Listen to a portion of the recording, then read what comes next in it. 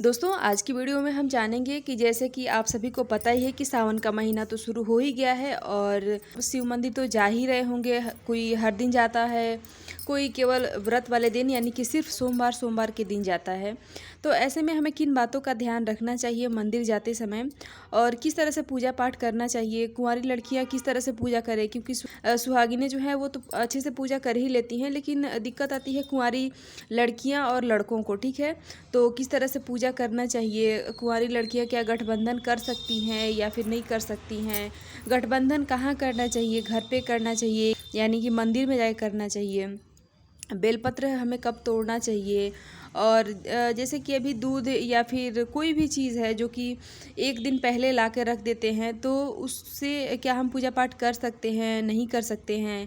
और शिवलिंग के ऊपर रखा हुआ कौन सा प्रसाद है जिसको कि हम खा सकते हैं। तो इन सभी बातों को जानेंगे इस वीडियो में। तो चलिए दोस्तों, बिना देरी किए वीडियो को शुरू करते हैं और हम सबसे पहले देख लेते हैं कि मंदिर जाएं तो किन बातों का ध्यान रखें। तो देखिए, मंदिर अगर आप जाते हैं सावन के महीने में तब तो बहुत ही अच्छी बात है। हर दिन तो जाना ही चाहिए अगर पास में है तो। बाकी अगर दूर है तो देख लीजिए, जिस दिन व्रत है उस दिन तो ज़रूर ही जाएं। मंदिर जाते समय ध्यान रखें कि देखिए पूजा पाठ का सामान आप लिए रहते हैं। अगर मंदिर पास में है, बिल्कुल 5 मिनट का 7 मिनट का रास्ता है, तो आप कोशिश करें कि गाड़ी वगैरह का यूज़ ना करें और पैदल जाएं। और दूसरा है कि चप्पल वगैरह ना पहने। ठीक है, और जो जेंट्स लोग हैं, लड़के हैं, बेल्ट वगैरह लगा के ना जाएं, क्योंकि चमड़े का बेल्ट होता है और ये सारी चीज़ें होती हैं। चमड़े का चप्पल भी आता है, तो आप कोशिश करें कि प्लास्टिक अगर चप्पल पहन के जाना ही है तो प्लास्टिक का चप्पल पहन के जाएं, और वैसे तो ना पहन के जाएं तो ज़्यादा सही है। बाकी बेल्ट वगैरह लगा के नहीं जाना चाहिए, तो इस चीज़ का ध्यान रखें और उसके बाद आप मंदिर जाएं। ठीक है, बेलपत्र कब तोड़े। तो देखिए, व्रत वाले दिन तो बेलपत्र यानी कि सोमवार के दिन बेलपत्र तो ऐसे भी नहीं तोड़ना चाहिए।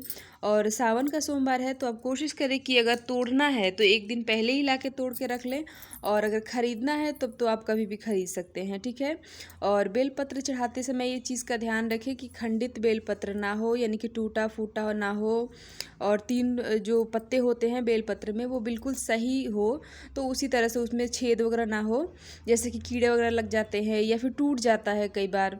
तो इस चीज़ का ध्यान रखते हुए हमें बेलपत्र का चुनाव करना चाहिए। और मतलब खंडित, वैसा माना जाता है कि भगवान भोलेनाथ को खंडित चीज़ें नहीं चढ़ाई जाती हैं। ठीक है, तो बेलपत्र का ध्यान रखें। और बाकी जो है बासी बेलपत्र है तो भी आप चढ़ा सकते हैं, क्योंकि ऐसा माना जाता है कि 6 महीने तक बेलपत्र जो है वो बासी नहीं होता है। तो आपके पास अगर पुराना बेलपत्र है वो बेलपत्र भी चढ़ा सकते हैं, पर टूटा हुआ ना हो। ठीक है, बाकी अगर सोमवार का दिन है, बेलपत्र नहीं मिल पाया है और अब तो सोमवार के दिन तोड़ भी नहीं सकते, तो ऐसे में आप मंदिर यानी कि शिवलिंग के ऊपर चढ़ाया हुआ जो पहले का बेलपत्र है, मतलब किसी भी व्यक्ति का चढ़ाया हुआ हो, उसको आप उठा के उसको साफ पानी से धो के और फिर उस बेलपत्र का आप यूज़ कर सकते हैं। ठीक है, अब है बासी जल से, दूध से, पंचामृत है, दही है, तो क्या यूज़ कर सकते हैं। तो जी बिल्कुल कर सकते हैं, बस इस चीज़ का ध्यान रखिए कि वो जूठा ना हो। जैसे कि दही है तो दही आप अलग से निकाल कर रख दें, फिर उसमें से आप अपना यूज़ कर ले और अगले दिन उससे पूजा कर सकते हैं। ठीक है, उसी तरह से दूध का है, दूध आप कोशिश करें कि कच्चा लें, क्योंकि उबला हुआ दूध यानी कि गर्म किया हुआ दूध, उबाला हुआ दूध से पूजा पाठ में यूज़ नहीं किया जाता है। तो आप इस चीज़ का ध्यान रखें कि एक तो जूठा ना हो और दूसरा आप उबालें ना, गर्म ना करें। बाकी कच्चा आप रख सकते हैं और उससे भी पूजा पाठ या फिर जो पंचामृत बनाया जाता है उसका यूज़ कर सकते हैं। और इसके साथ ही मैं बता दूं कि जो घर में आप एक दिन पहले ही पानी स्टोर करके भी रख सकते हैं पूजा करने के लिए। टंकी का पानी आता है उसमें का भी यूज़ कर सकते हैं, किचन का पानी है वो भी आप यूज़ कर सकते हैं। ठीक है, बस आप जो है थोड़ा सा स्वच्छता का ध्यान रखें और गंगा जल हर चीज़ में मिलाते रहें। जैसे कि कोई भी फूल पत्ती हो, जल हो, उसमें आप गंगा जल मिला देंगे ना तो सब शुद्ध हो जाता है। ठीक है, अब है कि कुंवारी लड़के और लड़कियां किस तरह से पूजा करें। तो देखिए, लड़कों और लड़कियों में मतलब ये है कि कुंवारी लड़कियां तो उसी तरह से पूजा करें जिस तरह से एक शादीशुदा महिला करती है। ठीक है, उसमें कोई दिक्कत नहीं है। सिंदूर चढ़ाना हो तो भी चढ़ा सकते हैं, जैसे कि सुहागन महिलाएं सिंदूर चढ़ाती हैं, तो जो हाथ होता है जूठा हाथ वो अपने मांग में छुआती हैं। और कुंवारी लड़कियां जो है वो क्या करें, तो वो अपने अपने कंठ के पास उससे तिलक कर सकती हैं, या फिर आप जहाँ पे बिंदी लगाते हैं माथे पे वहाँ भी तिलक कर सकते हैं। ठीक है, इस तरह से आप सिंदूर भी चढ़ा सकती हैं, बिंदी भी चढ़ा सकती हैं। अगर शादी का दिन फिक्स हो गया है तो आप माता को सुहाग सामग्री भी चढ़ा के और अपने शादी के समय यूज़ कर सकती हैं, शादी के बाद भी यूज़ कर सकती हैं। ठीक है, उसी तरह से लड़के हैं तो लड़के भी पूजा पाठ कर सकते हैं भगवान भोलेनाथ की। जिस तरह से आप चाहें उस तरह से पूजा कर सकते हैं, सिर्फ रोली और ये सब सिंदूर वगैरह ना चढ़ाएं। ठीक है, जैसे माता पार्वती को हम महिलाएं लड़कियां जो हैं वो सिंदूर चढ़ाती हैं, तो लड़के जो है सिंदूर वगैरह ना चढ़ाएं। बाकी जिस तरह से पूजा किया जाता है भगवान भोलेनाथ को, पंचामृत से पहले अभिषेक या फिर अलग अलग चीज़ों से किया जाता है, तो उस तरह से आप कर सकते हैं। और भांग धतूरा जो भी चढ़ाना चाहें आप चढ़ा सकते हैं, यानी कि लड़के भी अपने हिसाब से पूजा पाठ कर सकते हैं। और है कि लड़कियां क्या गठबंधन करें या नहीं, तो जी बिल्कुल लड़कियां भी गठबंधन कर सकती हैं।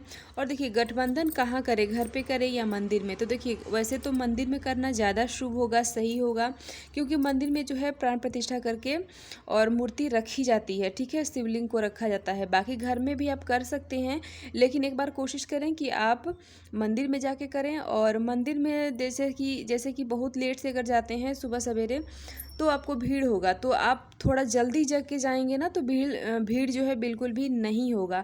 तो आप इस बात का ध्यान रखें, थोड़ा पहले जाएं मंदिर, ताकि अच्छे से आप पूजा कर सके। ठीक है, क्योंकि गठबंधन जब किया जाता है तो थोड़ा सा समय उसमें लग जाता है गठबंधन करने में, कि थोड़ा भीड़ वगैरह कम हो तो पूजा करने में आसानी होती है।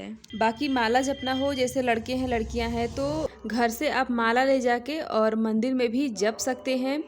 बशर्ते ये है कि थोड़ी सी मंदिर में भीड़ होती है, तो आप एक जगह एक कोना आप जो है ले लें और वहाँ आसन पे बैठ के आप माला भी जप सकते हैं। ठीक है, अब है कि प्रसाद हमें खाना चाहिए कि नहीं, कौन सा प्रसाद शिवलिंग के ऊपर का हम खा सकते हैं। तो देखिए सबसे पहले अगर हम बात करें तो शिवलिंग के ऊपर जो पिंडी पे रखा होता है वो प्रसाद हमें नहीं खाना चाहिए। ठीक है, कोई भी मतलब प्रसाद होता है तो उसके ऊपर जो भी चीज़ रखी जाती हैं वो नहीं खाई जाती है। ऐसा माना जाता है कि शिवलिंग के ऊपर रखा हुआ प्रसाद नहीं खाना चाहिए।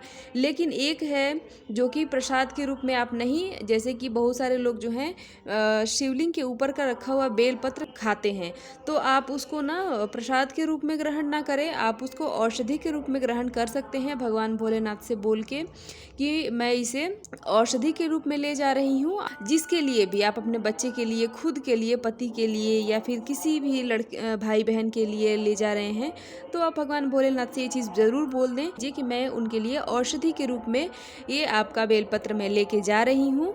तो आप यही एक चीज़ है जो कि शिवलिंग के ऊपर रखा होने के बाद भी हम उसे ग्रहण कर सकते हैं, खा सकते हैं। और इसी वीडियो में आपको ये बता दूं कि जैसे बहुत सारे भगवान, जैसे हनुमान जी है और विष्णु भगवान है, माता दुर्गा है, तो इनको जो है फल जो है काट के भी हम चढ़ा देते हैं। लेकिन भगवान भोलेनाथ को कभी भी काट के फल नहीं चढ़ाना चाहिए, उनको सीधा ही चढ़ाना चाहिए। चाहे कोई भी फल हो, जैसे नारियल चढ़ाना है तो तोड़ के नहीं चढ़ाना चाहिए, सीधा ही नारियल चढ़ाना चाहिए। या कोई भी फल है तो उसे हमें तोड़ के नहीं चढ़ाना चाहिए, खंडित चीज़ें कोई भी नहीं चढ़ानी चाहिए। चाहे केले हैं तो काट के ना चढ़ाएं, सीधा ही चढ़ाया जाता है, चाहे आप एक ही क्यों न चढ़ाएं। यही सब है, और आशा करती हूँ कि ये जानकारी आपको अच्छी लगी होगी। और वीडियो पसंद आया हो तो लाइक ज़रूर करें। और दोस्तों मिलती हूँ इसी तरह से एक और नए वीडियो के साथ, तब तक के लिए हर हर महादेव।